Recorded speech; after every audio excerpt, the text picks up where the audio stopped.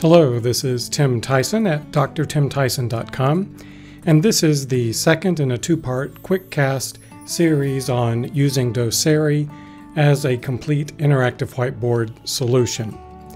And first, I would like to start with a little bit of technical information so that you have some sense of what's going on here, because in the bottom left-hand side of the screen, you see an iPad.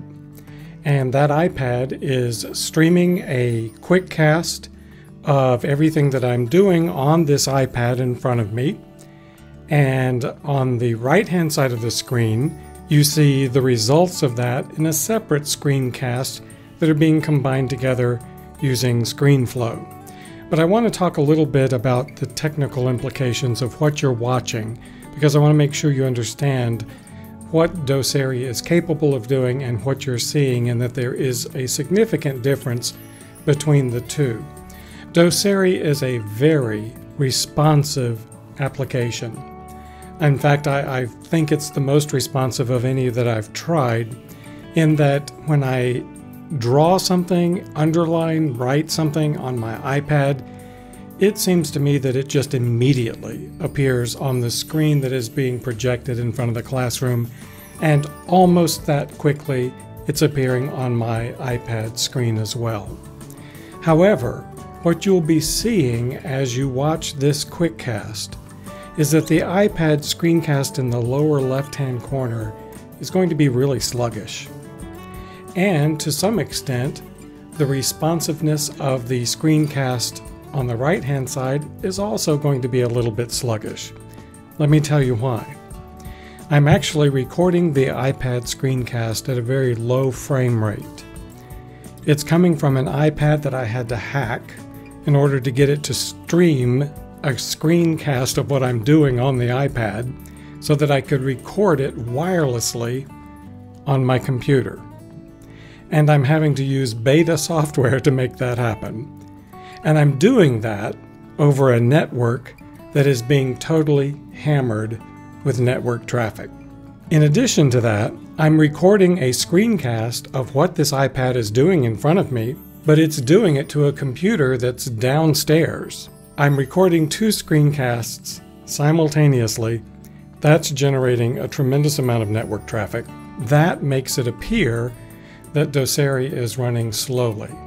But I want you to be sure and understand that I'm actually doing a disservice to the Doceri software, because it is amazingly responsive, and what you're seeing is not. I chose to do this, even though it's a very unwieldy setup, so that you can get a sense for what the Doceri tools look like and how they function on the iPad, because many of those tools are not designed to be seen in the finished product that you're displaying to your classroom. So you'll notice a distinct difference between the iPad screencast in the bottom left-hand corner and the main screencast, which is what the classroom would be seeing on the right-hand side. And while both of these screencasts simultaneously are sluggish and a bit cumbersome and awkward, they give you a sense of what it looks like, what's different between working on the iPad as the interactive control surface for the computer and what the classroom is seeing. And I thought that was important for you to get a sense of. So therefore I chose to go this way. So of course the first thing that we need to do is download and install Doceri Desktop. So I'm going to switch over to Safari and show you the Doceri website, which is of course doceri.com, where you can download and then install for Mac or for Windows the Doceri Desktop. Once you've downloaded and installed it, you'll have this little icon, well, I assume you will on Windows, I know that you do on a Mac, that appears in the top, and I'm going to zoom in so that we can see it a little bit better. I'm doing that zoom by just pinching, well, expanding my two fingers, and I touch, and here it says settings, and I'm going to show you the settings that I'm using in Doceri Desktop. Let me shrink it back down, and these are the settings that we see. Let's start with connections. I've named my laptop computer, which is a unibody MacBook Pro, so that I know which computer I'm controlling. Again, it's downstairs and that's the one that's being controlled. If I had AV equipment that Doceri was controlling, that would be set up and configured here. I don't. Preferences, this is an important section. I can disable the large screen resolution warning. I don't want to do that. I run all of my computers at their full resolution. And you'll recall that the iPad has a lower resolution, a resolution of 1024 by 768. If the resolution of my screen on my computer is higher than that, it could cause some issues. So if I don't have the correct resolution on my computer screen so that it matches the resolution of my iPad, I want Doceri to warn me about that when I launch. Disable the gray border and the pop-up dialog. I don't like those, so I disable them. Your preference there. Show Apple Keynote instructions on startup. I know what those are now, so I no longer do that. Then there's the laser pointer mode. I choose the icon that I want to use there. And there are two buttons that are going to appear on the Doceri toolbar. And I can choose what those buttons are going to function as. There's a whole list of things here, but I'm just going to leave them as page up and page down for controlling keynote presentations or PowerPoint presentations. Files, I can choose where I want my Doceri files to be stored. The registration menu there is my registration numbers. And then the advanced tab there, I've never really used any of that, haven't had a need to. So that's the Doceri desktop configuration. Let's head back to our PowerPoint. So I'm bringing up the keyboard. I'm switching back to Keynote, and here it comes. Shrink it back down so it fits on my screen here on my iPad. The next thing I wanted to talk with you about is, of course, the Doceri remote, which runs on the iPad. You saw that at the very beginning of this screencast. You saw me launch Doceri on my iPad.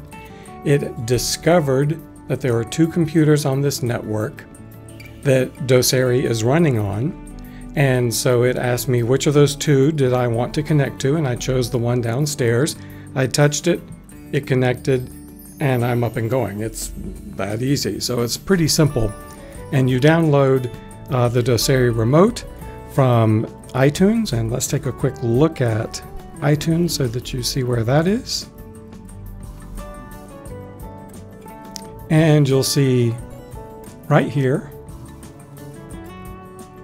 I entered in Doceri remote, and it found a few things that it brought up, and then I selected this application here. It's a free app.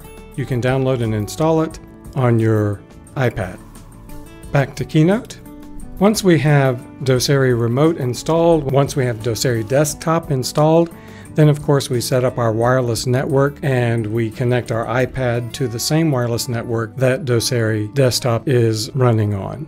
So now the features of Doceri.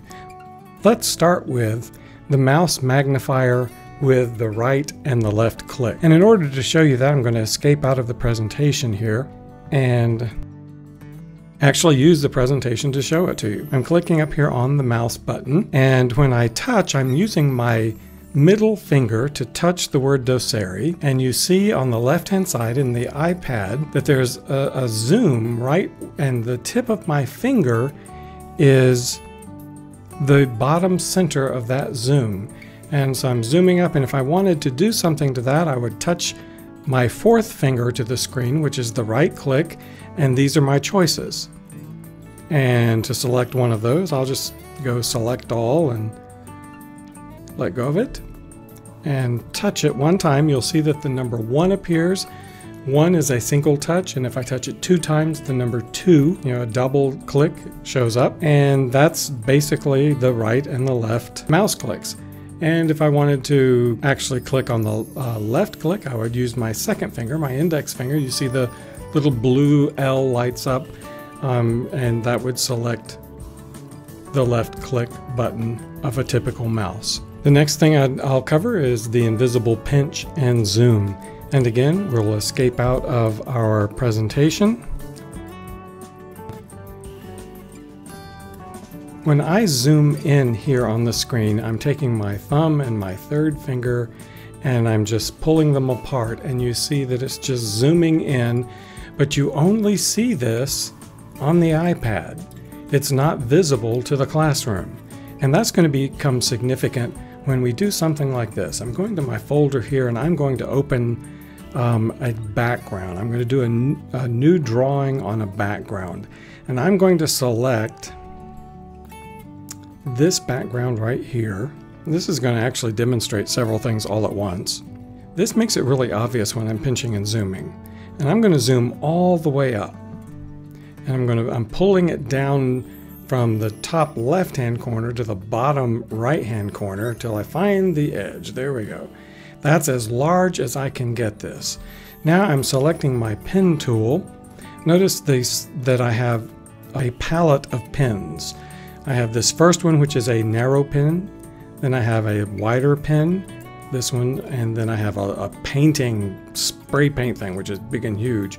I have a highlighter, which is smaller, and a larger highlighter. And then I've got all these controls that I can use on the right-hand side that affect the color, and underneath it I can affect the size and the spacing. So I've selected this thin little pen, and I'm going to show you how easy it is to write very neatly on Doceri with my fingertip. And as I write, I scroll further to the left using two fingers, just touching it and moving it.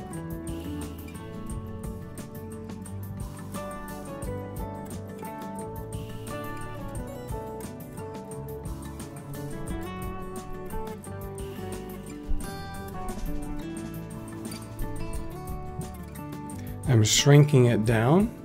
Notice that you only see that it's expanded, enlarged, zoomed in on the iPad. You don't see it in front of the classroom. Now I'll change pen tips. I'll go for something a little thicker. We'll use purple, and I'll sign my name. I can change the thickness of any of the pens on the fly very easily, and this of course is my undo button that I can touch. I'm going to discard those changes. We don't have any need to keep them. Landscape and portrait mode. Now this is really, really interesting. Let's say that I zoom in, and I've zoomed in so much that I really don't know where in the world I am on the screen. All I have to do to quickly, instantly, make everything fit on my iPad so that I can see where I am is turn into portrait mode. And now if I zoom, I could even operate in this mode if I wanted to. And if I zoom in this mode,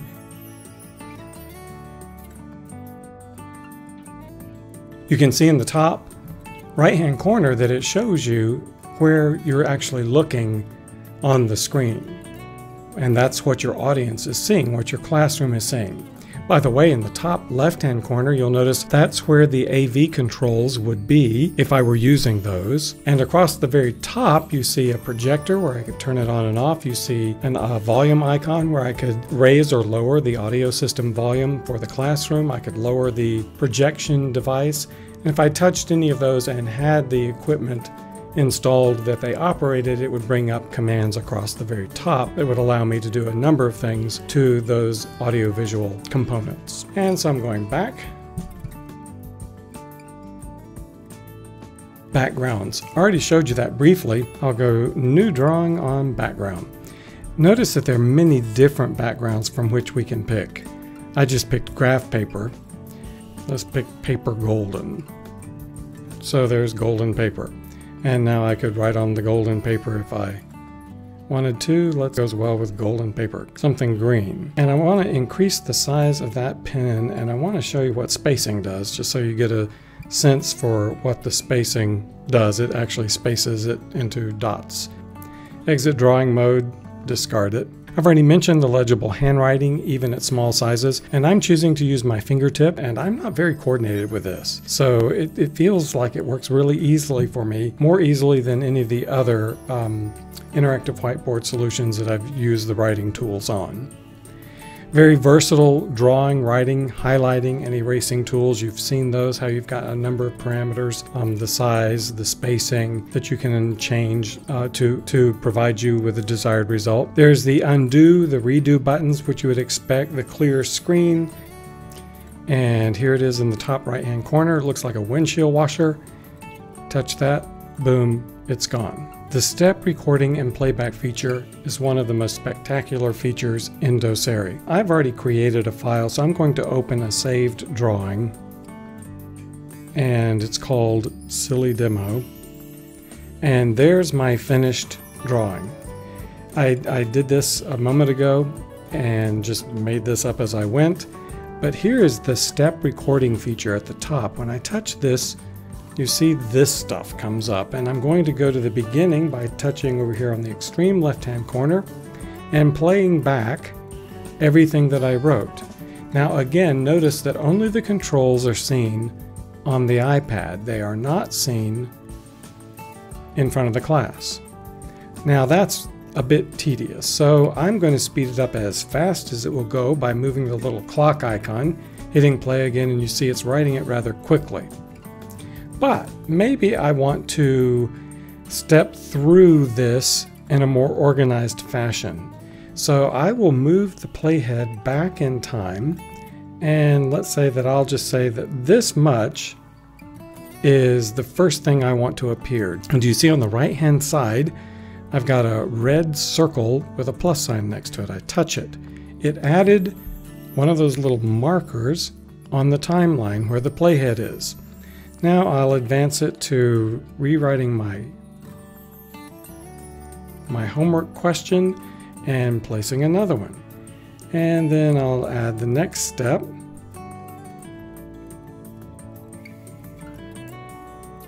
And place another one. Place another one. So I'm just stepping through each step of the problem. Now I can go back to the beginning. There's our homework assignment, and I want to just jump to the next step. So I touch the right arrow key pointing to the little step thing. There it is, and you see that I'm just stepping through the problem where I've placed the steps on the timeline. Here's a really nifty example that they've included, and I'm going to open another saved drawing, and this is actually one of the samples that they have.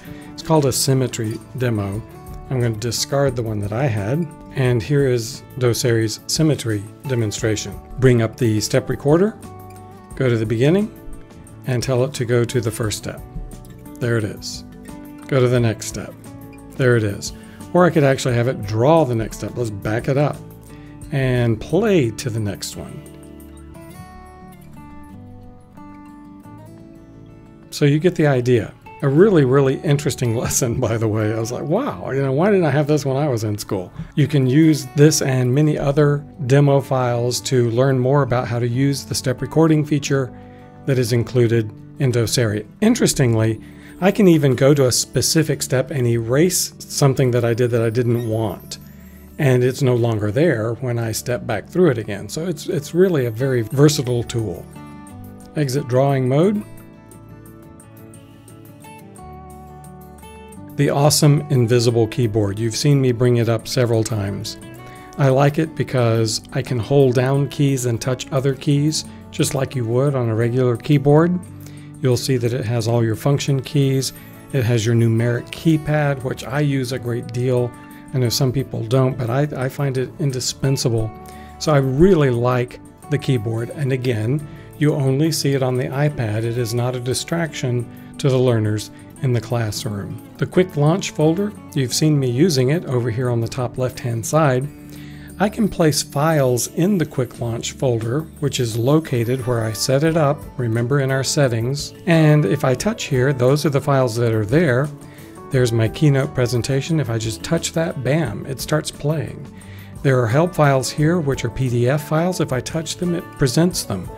So you can have your lesson organized into folders, have those folders here, and just bring up the materials that you need, web pages, whatever, all ready to go at the touch of a button. Very nicely designed. And let's see, I want to also show you open a saved drawing. You see the trash can down at the bottom? I put this trash this file in there so that I could show you how easy it is to throw a file away. Very simple. So that's the quick launch folder. Keynote and PowerPoint. That's pretty self-evident. You've seen me doing that. Incidentally, I can write on my Keynote presentation if I choose to do so. Let's just point that out. Touching the pen tool, and I think green goes well, but let's use dark green. Oops, I don't want to have the dots. So let's reduce spacing to 5% and say that there are numerous on-screen pointers. And we've already demonstrated that. I showed you a pointer earlier, so you have a sense for how that works. Discard my drawing. I could save it if I wanted to. The multimedia AV device control, I've already mentioned that. Using a stylus versus using your fingertip. There are interactive whiteboard programs for the iPad, but I feel I really do need to use a stylus, that I'll get a better result. It's a personal preference thing, I'm sure, but I find that when I zoom in, I can print with my fingertip very neatly. So I personally have enjoyed just being able to forget about the stylus and use my fingertip and not have to worry about where in the world did I leave that stylus when I'm trying to write something on the board. Doceri mentions that if you can do it on your computer, you can use Doceri to do it from your iPad. Complete remote computer control, that interactive control surface. The last thing that I want to mention to you is that Doceri, these guys get it. They understand the potential that is here. It goes way beyond just a simple interactive whiteboard. They have some really clever ideas in store for us all, and I just can't wait to see how far this tool is going to develop to become as robust a tool as a teacher could ever want for presenting information to the students and giving students the ability to present information to the class.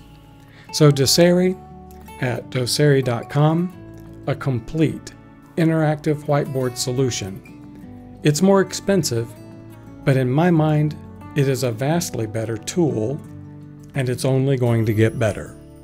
Check it out.